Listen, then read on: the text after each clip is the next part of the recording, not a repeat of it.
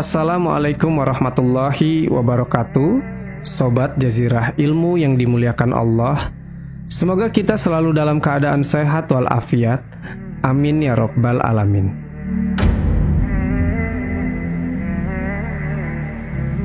Ada sebuah kisah yang menceritakan tentang awal mula hewan babi ini diciptakan, yaitu terjadi di zaman Nabi Nuh alaihissalam. Ketika Nabi Nuh dan para pengikutnya terombang-ambing cukup lama di atas kapal, mereka merasakan aroma bau kotoran hewan di kapal itu. Semakin hari, kotoran hewan yang ada di kapal itu semakin menumpuk. Selain mengganggu indera penciuman, ditakutkan hal tersebut akan menjadi penyakit untuk penumpang kapal Nabi Nuh itu. Setelah itu, Allah Subhanahu wa Ta'ala memerintahkan Nuh untuk menarik atau memeras ekor gajah yang ada di kapal itu. Kemudian muncullah babi jantan dan babi betina.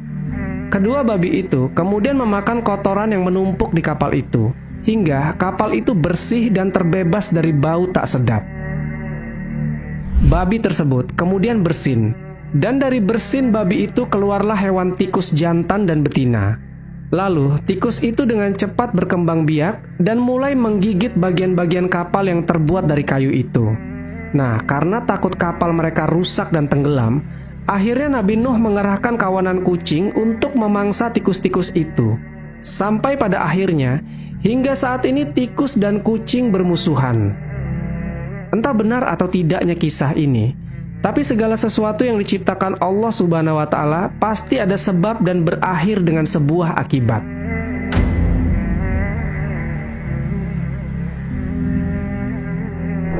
Babi adalah hewan yang memiliki tingkat keharaman yang tinggi dalam Islam. Dalam beberapa ayat di Al-Quran, Allah menyebutkan hewan babi setelah bangkai dan darah. Artinya babi mempunyai kedudukan yang tidak main-main. Banyak dari kita umat muslim salah faham tentang haramnya babi.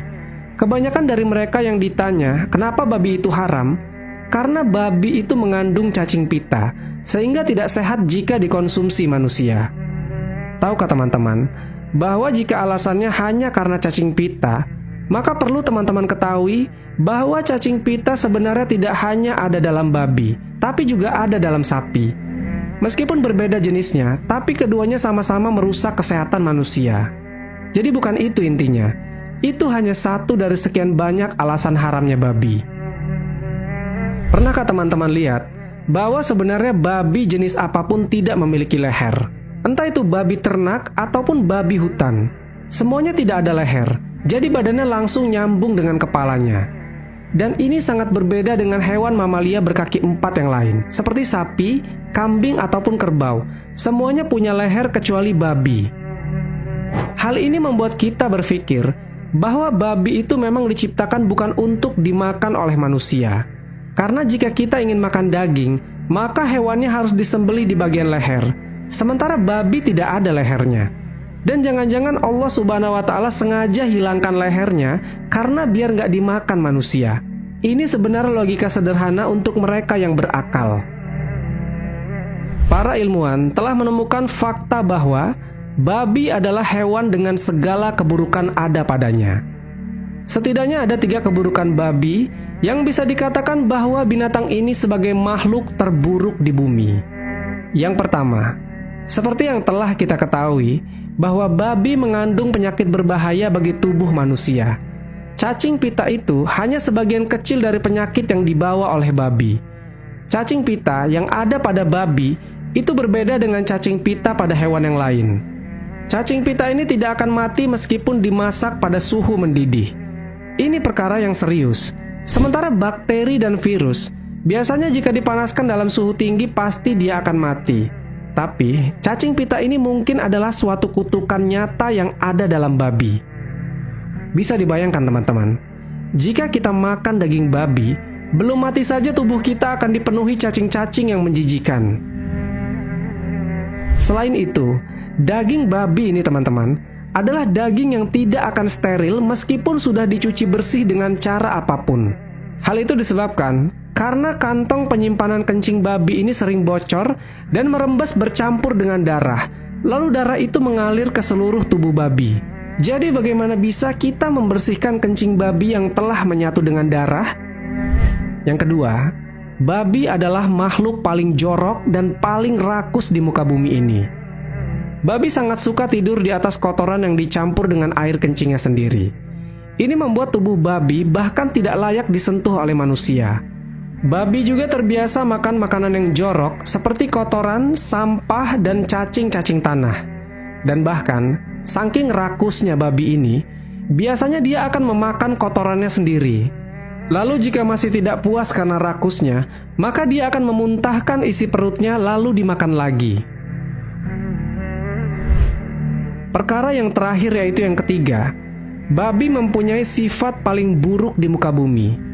Jika kita melihat kambing atau ayam, maka untuk memperebutkan betina, kambing maupun ayam akan bertarung demi mendapatkan betina yang dia inginkan. Hal ini disebabkan binatang punya naluri untuk memiliki secara pribadi pasangannya. Tetapi babi ini tidak seperti itu. Babi tidak akan pernah bertarung demi memperebutkan betinanya, sebab mereka bisa menikmati babi betinanya secara bergiliran. Dan inilah letak sifat babi yang paling buruk. Coba kalian bayangkan jika manusia punya watak seperti babi. Satu wanita dimiliki oleh 10 orang laki-laki. 3 hal inilah yang berpeluang besar Allah Subhanahu wa Ta'ala mengharamkan babi bagi manusia. Allah Subhanahu wa Ta'ala tahu apa yang terbaik bagi hamba-hambanya. Namun terkadang manusialah yang tidak mau berpikir dan melampaui batas. Orang-orang barat mempunyai slogan "You are what you eat". Artinya kamu adalah apa yang kamu makan. Tetapi pada kenyataannya, mereka memakan segala yang mereka inginkan. Inilah alasan logis kenapa babi diharamkan. Leher babi sengaja Allah hilangkan menandakan sebuah isyarat bahwa babi diciptakan bukan untuk dimakan. Namun bukan berarti semua binatang lain yang punya leher adalah halal. Binatang-binatang lain seperti babi yang mempunyai nilai keharaman yang lebih rendah dari babi contohnya adalah anjing. Tapi tentu saja, meskipun anjing tingkat keharamannya lebih rendah, tidak diperbolehkan dan tidak dibenarkan untuk dimakan, terutama kita orang muslim. Harus diingat baik-baik, bahwasanya yang Allah haramkan itu pasti lebih sedikit daripada apa yang Allah halalkan. Untuk apa kita makan yang haram? Padahal perbandingan halal dan haram itu 1:100. Teman-temanku seiman, beberapa waktu lalu ada berita viral tentang restoran yang menjual masakan Padang tapi dengan menu babi. Yang biasanya restoran Padang pasti mengedepankan halalnya. Karena seperti yang orang tahu bahwa Padang adalah salah satu provinsi yang identik dengan Islam dan melarang makanan haram beredar luas di sana. Restoran itu bernama Babi Ambo. Restoran itu menjadi restoran Padang non-halal pertama di Indonesia. Gelombang kecaman mulai mengalir deras ketika restoran ini menyediakan menu khas Padang tapi dengan bahan daging babi. Keberadaan restoran ini oleh beberapa pihak dianggap sangat meresahkan masyarakat Minang.